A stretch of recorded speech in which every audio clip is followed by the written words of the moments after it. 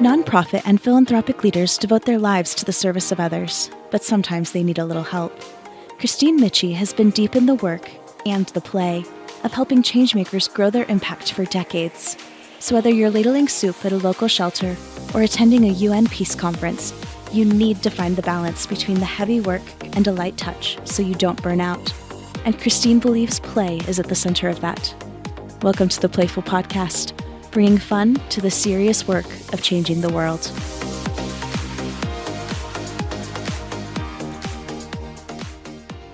Hey everybody, welcome back to the Playful Podcast, where we bring fun to the serious work of changing the world. And today on with me, I'm so glad to see you, Aparna Rae, who I was looking back at our LinkedIn history, which is so far our history, except for also talking on the phone once, having a Zoom. It only dates back 3 or 4 weeks. Some people have been on, I've known years and decades even. And I'm so thrilled that you were you so warmly received my outreach and the invitation to join us on the podcast today. Thank you for inviting me. It's fantastic. Folks, Aparna Rae, I know people that are fans of the podcast will know her already. For those that are meeting her today, is founder and host of the Circle Back Club. That's her current most vibrant platform. And then the founder, and she also is the exiter. She founded and then sold a fantastic organization called Moving Beyond. We're going to talk a bit about that. And then has also founded 2 other companies besides that, worked in 6 countries, and has a breadth of experience that fit well into this Innovators and Disruptors series that we're doing on the podcast right now. So there's a little bit. But you told me when we had our prep call that you are the most unserious person you know. And I thought, let's start with that. And I think we talked a little bit about that levity and unseriousness around serious things being really actually a tool for effectiveness and a tool for authenticity. Tell me more about your claim about yourself about being unserious and how you're proud of that.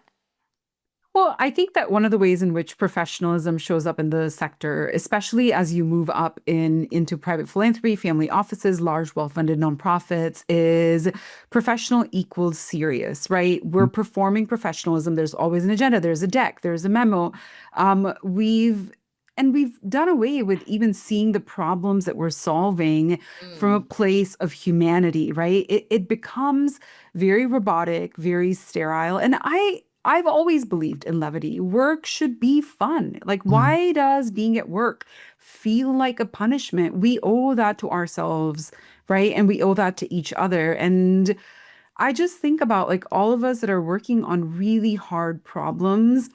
Why are we making it more difficult by performing a culture that sucks joy away from you? Well, I love that. And I love the way you're specifically phrasing it and framing it around work and workplace. I know that's where you have spent a lot and spend a lot of your time thinking about work and the workplace, and you have had serious impact on workplaces through your work, your consulting work, et cetera. I got to tell you, folks, those that are on YouTube will see this, but those that are just listening, Aparna's shirt says, "Donut, kill my vibe." And so we're clear here about having fun. And boy, I feel like Aparna right now that there's more attention to this and grace. People are extending each other around this. When I first started the podcast 3 years ago, I would ask the question, and I still ask it, but I asked it because I was really worried, which is, I would say, do you feel like it's too dangerous for people in the change in the social good sector to be playful? Because people are going to look at them and say, yeah, you need to be more serious about this. And I've resoundingly, the people on the podcast, maybe there's some self-selection going on here, but resoundingly people on the podcast are saying, no, I must be joyful, right? We have to keep and claim our joy. Tell me how that's influenced the things you've created, and particularly the 3 businesses that you've created. Oh, I don't know that those things come from a place of joy. I would say the connective tissue across my work is restoring humanity to workers. Mhm. And that happens when we are paying people a living wage, when we're supporting upskilling so that you can actually get paid for what you know, right? I think of my very first startup that was a refugee workforce development program. And we were essentially helping women that already were phenomenal cooks actually get credentialed to be able to monetize what they already knew so well. And so, but I will say this, right? Like joy is what justice feels like. And organizations have a choice to either lean into that, which does actually look like paying people a living wage, which does actually look like making sure everybody has health benefits. It's very hard to be joyful if your tooth is hurting, but you can't afford to go to the dentist, right? And I will also say that this word has really been co-opted by people who want to talk about justice and who want to talk about doing the right thing without actually taking any actions towards bringing about justice. Is justice is the word you were saying has been co-opted? Joy has been Oh, co-opted. joy. Yeah. Yeah. Well, I think justice too, Yeah. Yeah.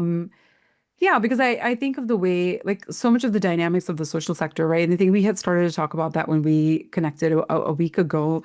But I think about the fact that, like, think about the relationship between a program officer and a nonprofit organization, right? Like you have a person who's making $250,000 a year, they have incredible health benefits, Yeah. and they're really leaning down on somebody who's making less than half of what they make and demanding Right.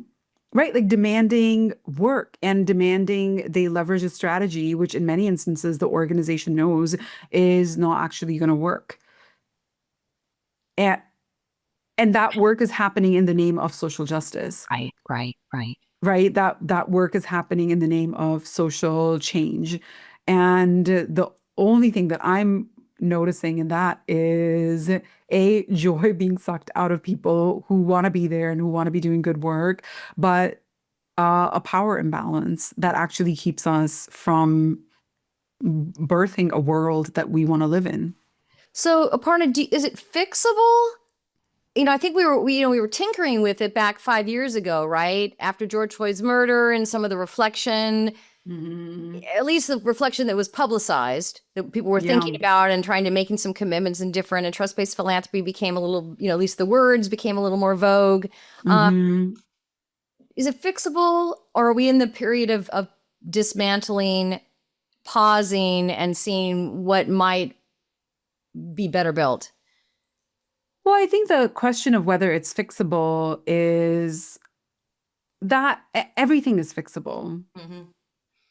Right. So I don't know that that is actually the question that we should be asking is, should we fix it? Because I don't want to return to what was 5 years ago. Right.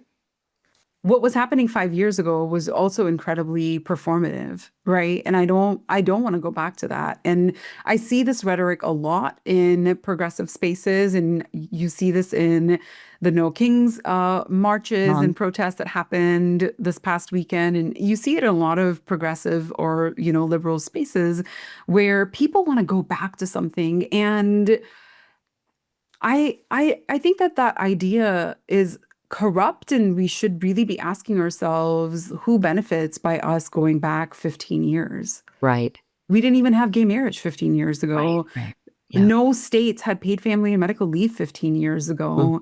We didn't have the Pregnant Workers Fairness Act 15 years ago. Right? So what exactly are we going back to? Is that the blindsidedness or the those, like horses have, right? Those blinders, like of people of privilege, like, and I'll speak for myself, right? If I can think, well, for me, 15 years ago was much better than today, right? For me, 15 years ago was pretty comfortable. And it felt like maybe I understood the injustices a little bit more, and I thought I was helping. I was pretty effective at I don't know, but like I think some of what I was at an event this weekend that was by design, kind of half Black people, half white people who were in different neighborhoods in Southern California where I live. And and I have heard this before, but it's like, the Black people were saying like, like, we're glad you're all here having this discussion, but like, this is nothing new for us. It's feeling new to you and worse than ever. And great that, you came to this, but just to know for us, and then they brought up No Kings also. They're like, like, that's, go to No Kings. Like, we have already been in our everyday living in protest. So Aparna, I'm really interested in you shining light, because I think, broadly, I'll hear people in progressive spaces talking about, we certainly can compare what we're thinking to say what we think the MAGA people are thinking. They want to go back to some time. And then I think we progressive liberals are like, oh, no, we're not going back to that. Let's go back to something a little more recent. Let's go back to this 5 years ago or 10 years ago. That wasn't so bad. And I think, I'm getting continued awareness. I want to keep my mind and eyes open that also wasn't okay. That was as bad in many ways as the 50 and 60 and 80 years ago, 100 years ago, that maybe the other side, quote unquote, wants to go back to. None of the going back looks very promising. Yeah, I think nostalgia is really powerful, and nostalgia is great for your marriage. My husband and I will often reminisce about how wonderful our wedding day felt. That nostalgia is great. Everybody has photo albums, right? Like, there are moments where in your relationships, you're having a really rough moment with somebody and you're like, oh my gosh, I remember this moment. But that's a moment. That's a moment. And the thing about memory is our memories are not the arbitrators of truth. And so in this moment where things are feeling hard, folks are like, yeah, I want to go back to, I don't know, what year would you even go back to? Would you go back to 2009, 2010? No, we were emerging from a recession, and a lot of young people were having a very hard time getting employed and staying employed. And a lot of folks that were mid-career were taking really big pay cuts, right? So what do we want to go back to, what, 2015? What exactly are we going back to? Great question. What exactly are we going back to? Right. And I think, your podcast is called Playful, and you had a lot of questions about joy in the prep document. And I would say the real practice of joy is being able to reimagine a future and taking actions to actually make that a reality. And so my invitation to folks is, rather than fixating about, should we have done more DEI or less DEI? Can we go back? Is, what does it look like to move forward? Do you have a vision? And I would say that Americans in particular really suffer from not having vision. Things have been really good for a very long time for a lot of people in the United States, and they have no idea about the state of struggle the vast majority of the world lives in, right? So you need to find the imagination. What's possible? What does that look like? I think the second is that the top 20% in the United States, of which you and I are a part of, I bet a lot of your listeners are a part of, the guests that you've had a part of, we really have to be honest with ourselves. We cannot be egalitarian social climbers. Either you believe in egalitarianism or you believe in social climbing. You can't have both. And there's a really brilliant author named Musa Al-Gharbi who wrote a book called We Have Never Been Woke.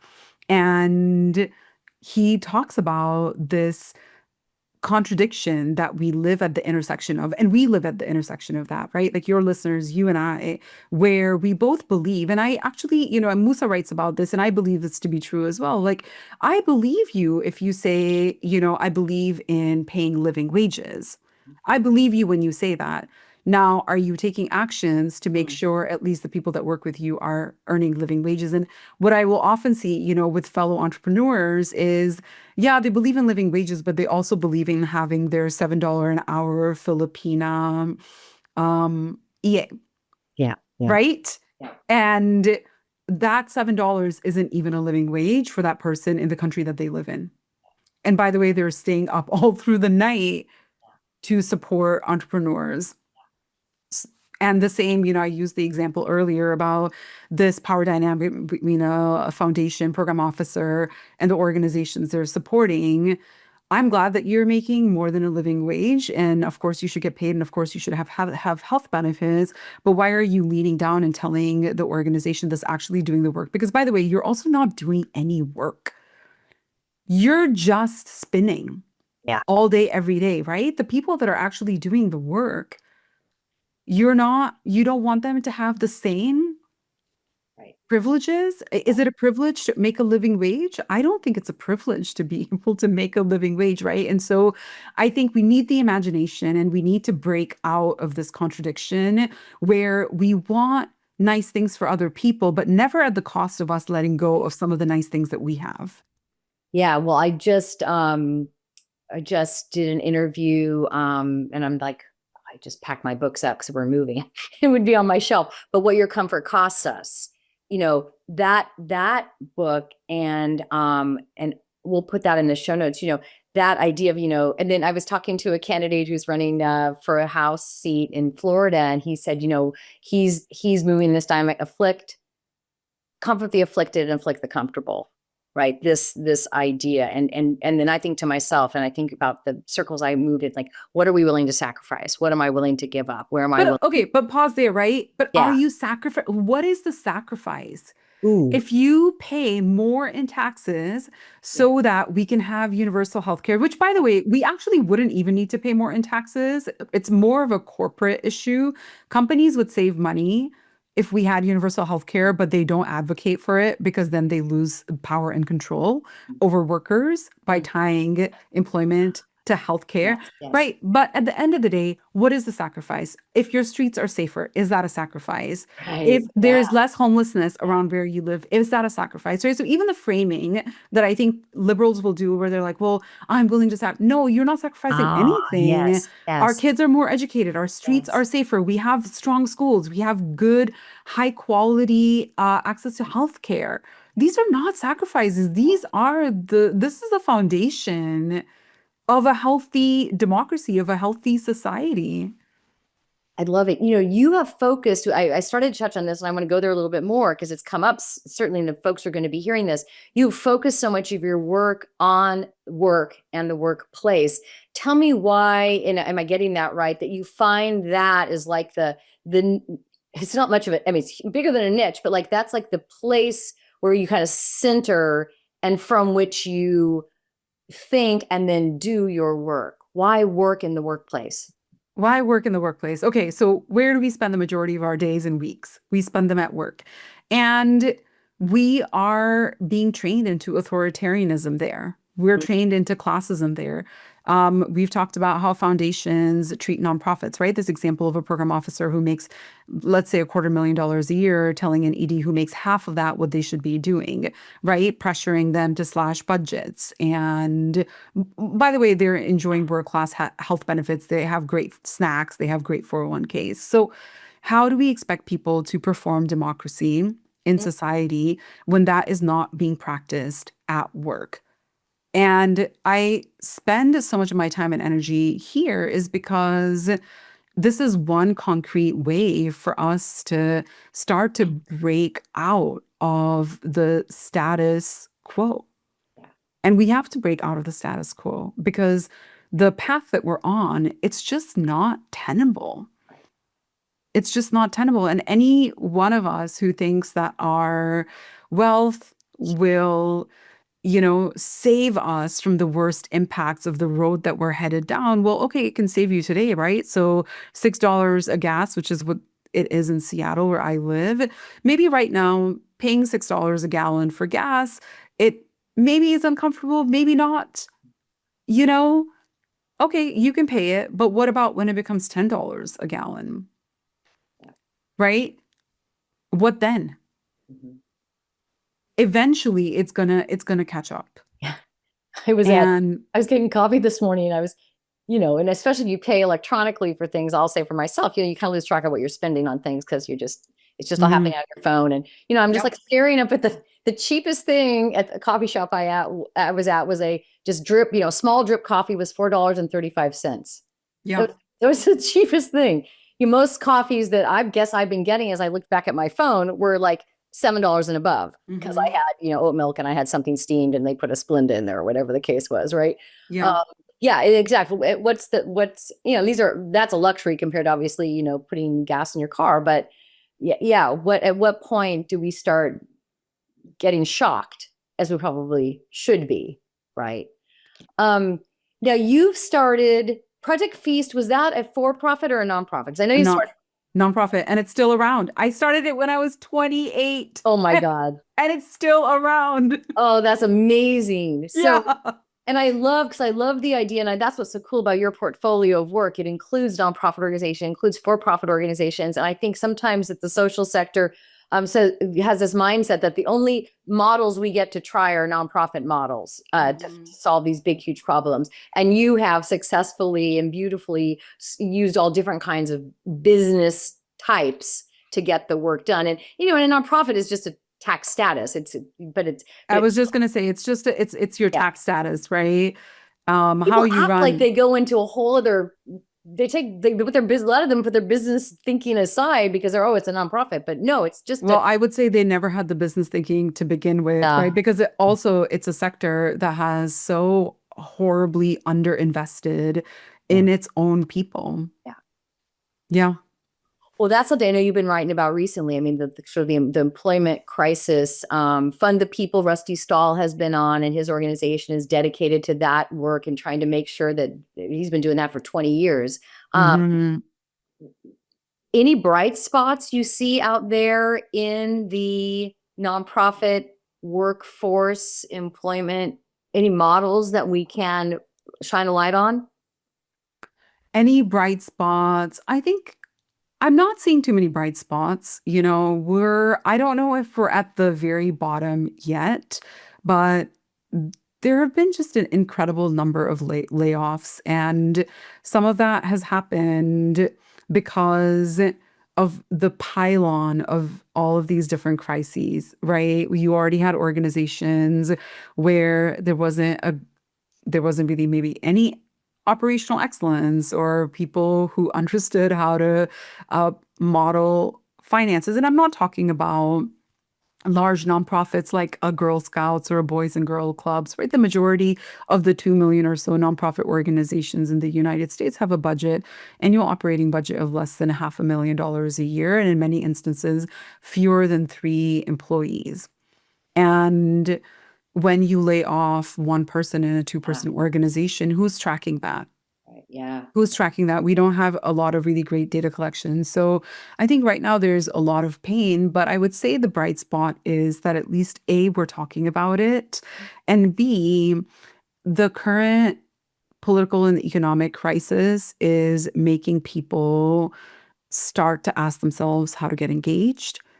I would say, a lot of the people that I follow and learn from, like Heather Cox Richardson or Tim Snyder, they're all talking about the fact that we're in a moment where a lot more people are alive and awake to the challenges of this moment. And sure, going to a No Kings protest is not going to change something, but for a lot of people, that's their first act of civil disobedience. Now, it's a very safe act of civil disobedience, but regardless, I want to applaud anybody who over the last year has gotten up, made a sign, and marched with people in their city. Yeah, do more of that, right? Like, take that and go to City Hall, call your senators, call your legislators.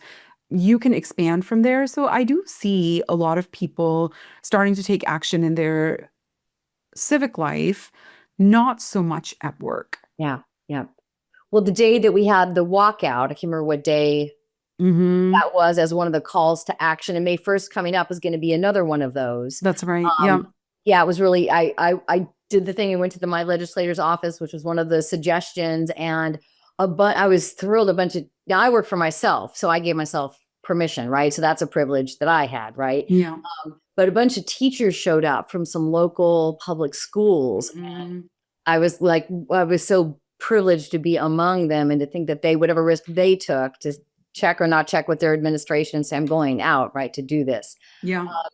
Yeah, I love that. I think I was going to add to your list with Heather Cox Richardson, Tim Snyder, also Scott Nakagawa from Anti-Authoritarian Playbook. I mean, in his writing recently in his Substack about the 3.5% statistic about, a certain number of us continuing to be activated, and historical references to when regime change can happen because of that dedication. Yeah. Same with the power of women, how vital women are, and how much of that 3.5% they are. Yeah.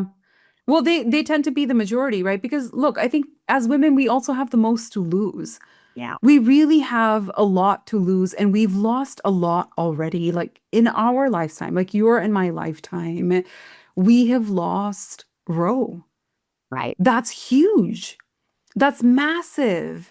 And, I don't want to like keep calling in philanthropy, right? But what would have been different if the people that work for Melinda Gates would have really pushed her to adequately fund abortion in this country? Might we still have lost Roe? Yeah. I don't know. I think about that all the time, is all of the people that are working for the rich, the wealthy, the power brokers, if they had a spine and they would step up and they would push these people to make different decisions, would we have lost some of our rights? Yeah. I would like to think maybe we wouldn't have. And then I think it sounds like you're also saying those moments and opportunities aren't past. They are there right in front of us today again, right? Yeah. So if that's reflective, then so then fast forward, here we are. What are those decisions today that could be pushed and advocated? Yeah, so the 3.5% research is really interesting, depending on if you're referencing the Chenoweth research, and I think that number slides to up to 5% of focused actions. That does not include going to a No Kings protest. That action is being engaged in your community and being activated in your workplaces. But when you look at places that have achieved reform, a lot of it has included women withholding their labor. And because I suspect most of your listeners are white collar workers, I would say in this moment, there is a real opportunity for white collar workers. Instead of, like hiding behind our PowerPoint presentations, start to think of how to organize your workplace. If you're a tech worker right now and you're not thinking about how to get organized, you're going to meet the fate of the 30,000 Oracle workers who were laid off last week, or the 30,000 from Amazon that were laid off earlier this year. And these layoffs are going to come because the people running these companies have no morality. And our legislators also seem to have very little morality or a spine to take action, right? So we need to get organized. We need to start thinking about how we withhold labor. And the best thing anybody with a W-2 job can do is really, as a group, not singular, because then you're the first one to get fired, but as a group, thinking about setting really hard boundaries. Leave your desk at 4:00. Why are you still at work? Right. You don't need to do the 20th edit on a PowerPoint presentation for some muckety muck who does not even have the brain cells to read a bar graph. Like, I mean, the number of senior leaders I've worked for that don't know how to process the most basic data just blows my mind. So get to work at 9, leave your job at 4, go to City Hall, take your kids out. Maybe you don't want to get politically engaged. Fine. Spend time with your family. Be a good parent. You might have other caregiving responsibilities. Like have a glass of wine with your neighbors. You can do many things that are not being at work. Yeah. There are lots of ways. Just full stop. Just full stop. Full stop. Stop obsessing. I never thought of that before. Right. I think I had a conversation with a CHRO at a large foundation recently, and, she's burnt out and she's having a really hard time. And I said, okay, after our meeting, what are you going to do? And she said, I'm going to go back to work. And I said, well, what if instead of going back to work, you went thrifting and got yourself a warm beverage? Yes. And she said, well, that feels like cheating and I'm like, but would that help your mental health? Would that actually help your mental health? And she said, yeah, that would be great. And she did that. She went and did that. I would say put a 90-minute block 2 or 3 times a week on your calendar. You name it whatever you want, but yeah, do the things that you need to do for yourself because nothing changes unless we're willing to change our relationship to work. And we have to stop being proud of how tired we are, how burnt out we are, how much we're traveling for like bullshit meetings that we didn't need to travel for the first place. No, there's no glory in being exhausted. Fascism, like fighting fascism, requires that you're well fed, you're getting enough sleep, you're getting some exercise, you know your neighbors, and you know your city councilors. So do at least the first three, which is eat, sleep, and like hang out with your kids. Yeah, love it. I just put on my calendar going to the board of trustees meeting for my public library. Yes. I looked up when they meet, and I'm gonna go to the next meeting. I love this library. It's one of my favorite places to go, kind of like remote work. And Mhm. it's fun in this thing. And who's making the choices? And I think I live in a pretty safe neighborhood for the choices that are being made about what's on the shelves. But I don't know who's Yeah. involved. I want to find out. Okay, let's go get our ice cream. Okay. Before we run out of time, and then have this next bit of the conversation while we indulge just a little bit. Okay. Take care of ourselves. Yes. All right, folks, Aparna's going to step aside and get her ice cream. Those of you that are faithful listeners, you'll know, and those that are new, I'll tell you now, our ice cream sponsor is Taharka Brothers. That is spelled Taharka, and it's taharkabros.com. They are a social enterprise, employee-owned. Speaking of workplace, employee-owned ice cream company based in Baltimore, Maryland. They ship nationwide. Easy peasy online with a great ordering platform. And it comes in this hot pink box. And oh my God, Aparna, tell me about how fun when that box arrived. It was so cute. It was so cute. And my neighbors were like, why? What did you get? Because I do frequently get PR packages but they're always books or it'll be swag from some company. But it's never as fun as ice cream. And 6 pints. And 6 pints. So I have to confess that, of course, my freezer is very full of berries that I picked all 40 pounds of last fall. And yeah, so I had to put a SOS call out to my neighbors and they came over and helped me. But I kept Wait, this. did they help with the berries or did they help with the ice cream? They help with the ice cream. Yeah, they help with the ice cream. But I kept this flavor and it's honey graham. And Unbelievable, right? it's so good. It's So it's actually so good. that is definitely the number one. It's not scientific, but the number one flavor on the podcast has been honey graham. Really? Yeah, and how it stays crunchy on your molars. Yes. How does it do that? Yes. How does it do that? It's so good. All right, and I chose cookie dough, which also has some similar features. It's brown sugar ice cream with gobs, and I mean gobs is true cookie dough. They like really do the chunks like really big and awesome. Okay, so I'm so glad that it got in. I was just saying to everybody how great Taharka is, and yeah, I called them out of the blue. I said, this is what I'm doing. You guys are a social enterprise, employee-owned company. Speaking about work, and I said, this is the podcast, and I'm trying to find, and the whole supply chain with a perishable item is a whole thing. And they're like, we can do it. And so, yeah, they ship nationwide, folks, and really is some of the best ice cream you'll ever have. And Baltimore Proud is a whole thing itself. Okay, so this question goes with the eating because there's a pun in it, which is, what's the scoop on how you came to care? What can you share about early memories of the sense of the world is bigger than just like, say, you or you and your family, and then you had a role to play in helping others make the world better? Yeah, I think some of us are just born with an eye for justice. And my parents, and if my grandmother was alive, she would tell you the story of how I was persuading aunties in the neighborhood when I was 2.5, to let go of some of their domestic responsibilities to, hang out with me and play with me. And I, at 2, let them know that, in fact, they had husbands who could also lean in to some of the domestic work, right? Like, Wow. yeah, but I feel like I've always had a really intense sense of justice. And I was also the kid in middle school that was getting sent to detention for speaking up to her classmates that were getting bullied by teachers.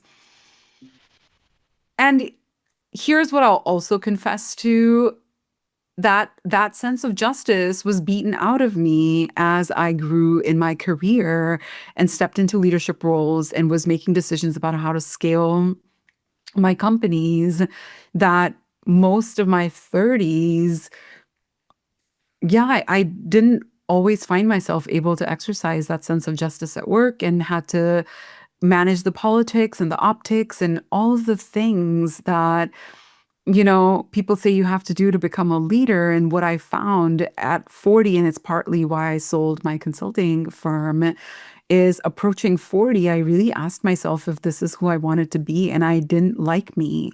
I didn't like the version of me that didn't speak up. I didn't like the version of me that stayed silent when I was watching harm done to other people.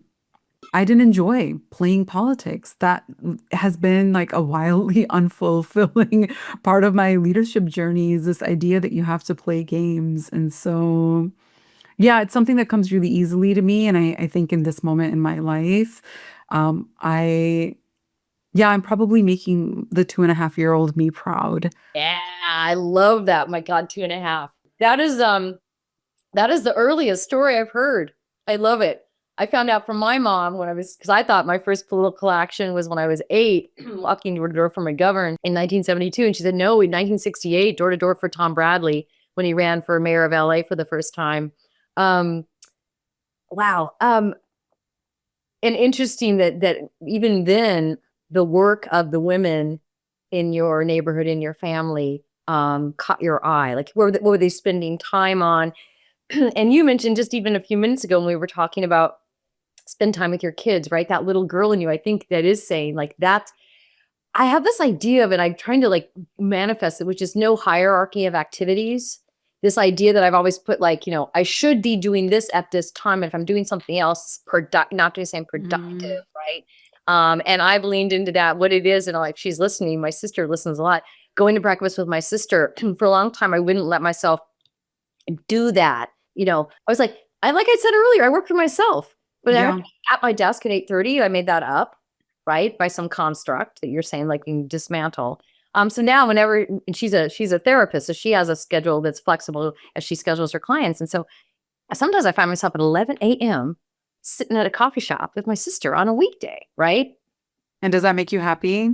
Totally. Yeah. Aparna, I want you to share about, because I think you've got these free weekly webinars that you're doing. Yeah. Equity and data and AI. It like feels like Yeah. you're saying, you're not just saying I'm challenging you all to do this. You're also saying, come listen and I can teach you some of what I know about it. Tell me about those. Yeah. So, for years, I've done free webinars or pay what you can webinars. And it's a way for me to be in community with other people that are wrestling with the same issues and want to do better, show up better. That really is it. And yeah, I do a weekly data org equity webinar with my colleague Rob Hadley, who's incredible, smart, he's funny, and it's just a way for us to keep our minds sharp and be in community. And, there's I think concurrent with the sort of ascendance of DEI in the post George Floyd years, there was also this ascendance of I know my value, or I know my worth, or I'm going to get paid what I'm worth, right? This rhetoric. And And I think a big part of collegiality is actually sharing resources. So I'm not going to sit here and talk about resource sharing, power sharing, redistribution, and then make people pay me to learn with me. Yeah. Love it. Yeah. Yeah. And I think, attention that was given, I'll just say when I, maybe 5 or 10 years ago around interns and internships, right? Hmm. Unpaid internships was forever the thing, but obviously baked into that is the privilege of somebody who can spend some non-school and some non-work time doing something for free. And so, commitment I've made at my firm is that my internships are always paid. Um, Hmm. and that's, I mean, of course, right? And you mentioned about, having maybe remote workers who are in other countries and are being paid, but God, what a great deal for us. Yeah, but let's Hmm. what about it? What about a great deal for them? What difference can we really make? I wanted to ask just a little bit about. I really caught my eye. And I know we talked about this a little. That you sold um, one of your companies. That you sold Moving Beyond, and I think often in the social sector we don't. I think you and I talked about this, like pride of silo. Like we start something or we come into something, and then we're all like, well, this is our theory of change, and this is the way we do this thing. And we can't imagine mergers and acquisitions in the social sector or buying and selling companies, even having exiting wealth events for people in the social sector. I love that you tell us a little bit about that. That is so great.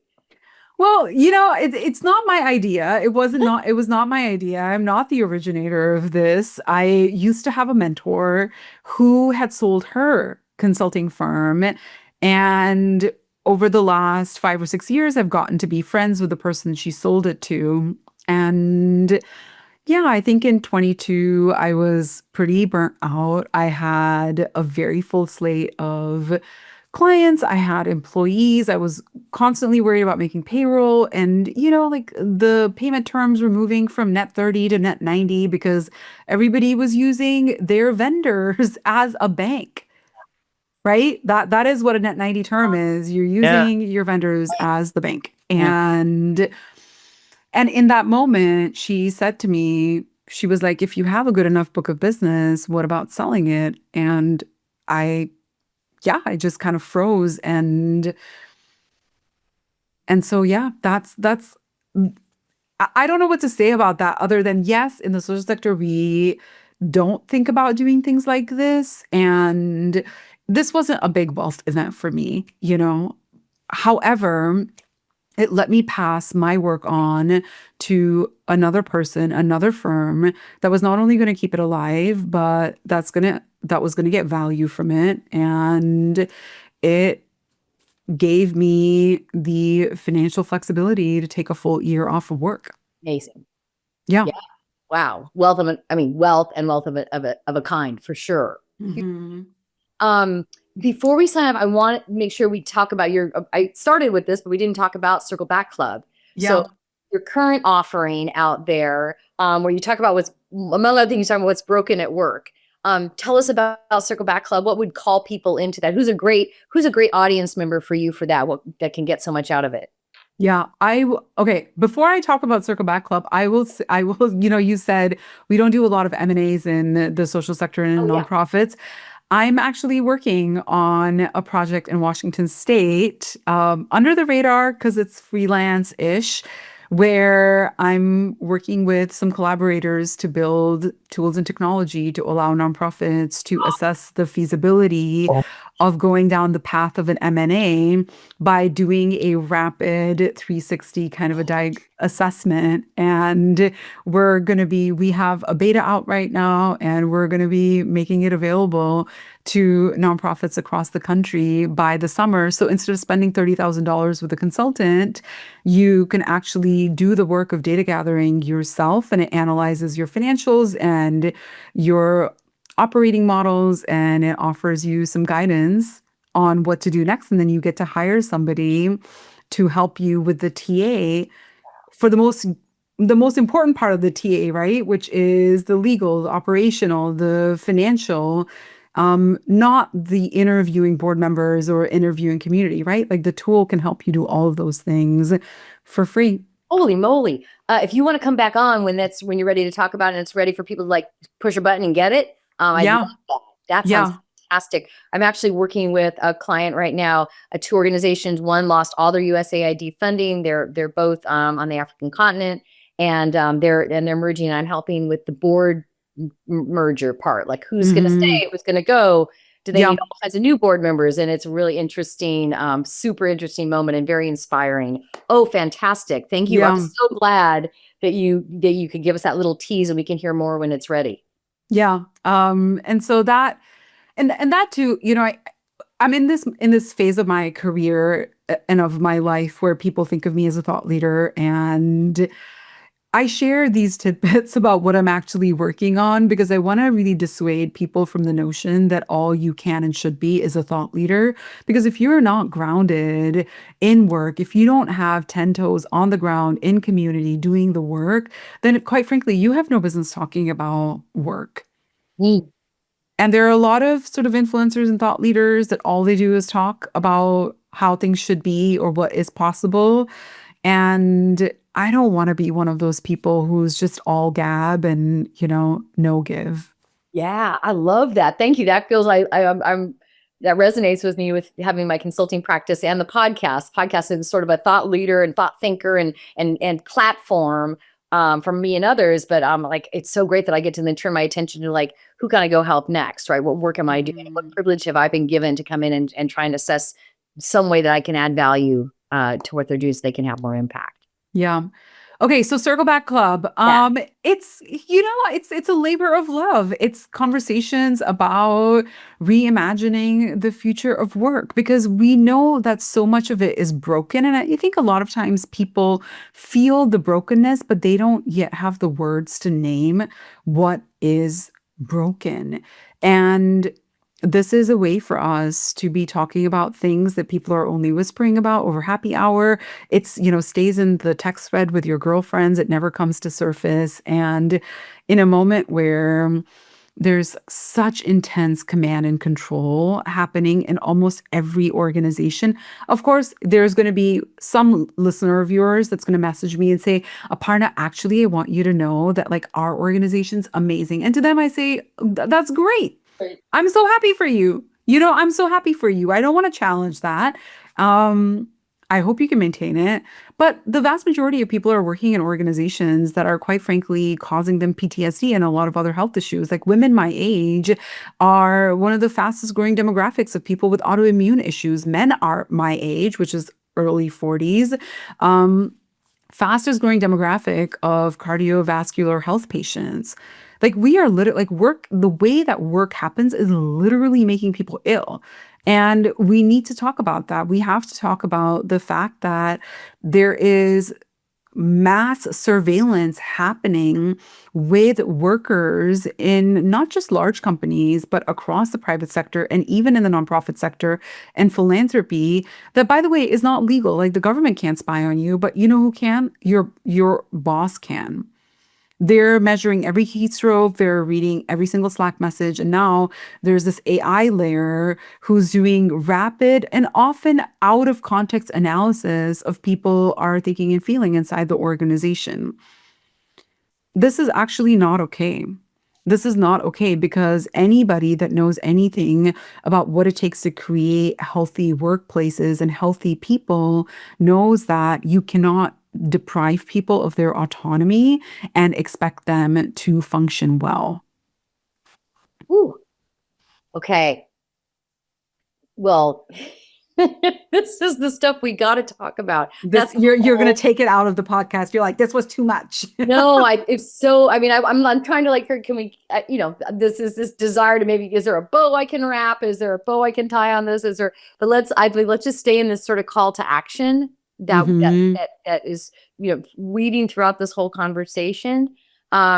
How would you, for those listening, especially, I think a lot of those working in philanthropy, I mean, I think most of our listeners are either philanthropy executives and or anywhere in the org chart and similarly nonprofit professionals, full-time nonprofit professionals. What would you call our attention to take care of ourselves and to potentially push our organization to be something better? Is that my call to action? At a minimum, that's my call to action. Yeah, I look, the invitation honestly is be a dreamer. Ask yourself what's possible. Ask yourself, what is the world that you want to live in? And if your answer is you want to live in a world where you want to earn your way into segregating yourself from people that are having a hard time, then you're not a change maker. If you're just dreaming about your next vacation to Cabo where you get to stay in some exclusive resort and you don't actually ever meet anybody or have any real contact with Mexicans, then you're not a change maker. Then you're just a grifter, to be honest, right? So the invitation is to be honest with yourself. The invitation is to think about what's possible, not just for you, but for everybody else that's on this planet. Yeah. Okay. Well, I thank you for that. And I think that the bringing fun to this serious work of changing the world throughout this conversation, we're not burdened. There are burdens, but we're amplifying, we're shining a light, we're trying to lift up ourselves and others. And you were saying earlier about, what to do instead of working, right? Yeah. And what that can do for you, what that can therefore do for your colleagues who see that happen, your kids who watch you do that. That's a really great call to action. Think about what else you're going to do besides work, and don't work so much so that you can have a well-rounded self, which means you can have a well-rounded impact. Yeah. Okay. Don't it kill my vibe? Your short set. I actually pulled this out just for you, just for It's this. perfect. This I didn't ask you. You have a favorite donut? God, I love an apple fritter. And we have a chain in the Seattle area that does some seasonal fritters. They'll do like a blueberry fritter or a pumpkin one. And look, I never had a donut until I moved to the States. And I love all manner of American junk food. I really do. I love the Cinnamon Toast Crunch. I love the donuts. I love a smash burger. I love a tuna noodle casserole, right? Like, people want to make fun of the tater tot casseroles. No, give me a tater tot. I will have your 7-layer bean dip because, no offense, it's delicious. Right? It's actually delicious. It has all of the chemicals to make my brain light up, and I'm gonna eat it. I actually love it all. Oh my God, that's okay. That is a happy and playful place to stop. And then we can finish with some ice cream. We can chase our tater tot casserole with a bite of ice cream. Oh my God, this is so good. Thank you so much, Aparna. Thank you for all your good work. And we'll definitely stay in touch broadly. And I'd love to have you come back on when this tool is ready, because I want to help you spread the word about it. Amazing. Awesome. Thank you. Blessings. Thank you.